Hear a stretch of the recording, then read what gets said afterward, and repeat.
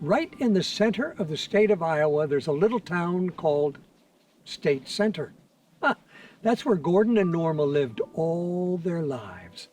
You see, Gordon married Norma on the night she graduated from high school, and then for the next 72 years, people always saw them together. They were always holding hands. Norma was known as a great party host, and Gordon, he was just the life of the party.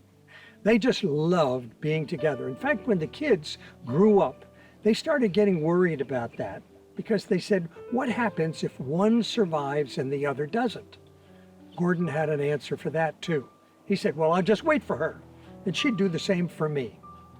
Now, every single morning, Gordon and Norma would drive out for breakfast at the diner at the edge of town.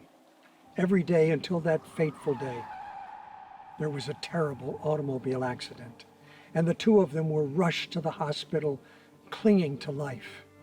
When they got there, the nurses put their beds together. The family gathered around, and the family noticed that they were still holding hands even though they were in a coma. And then at 3:38 in the afternoon, Gordon, the life of the party, passed on to heaven.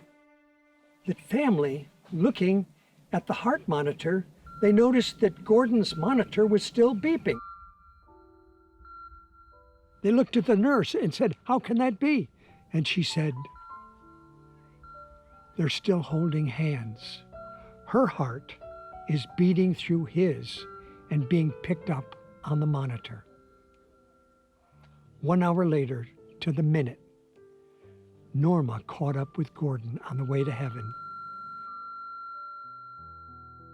And the nurse said, he is such a gentleman. He's standing there holding the gate open for her.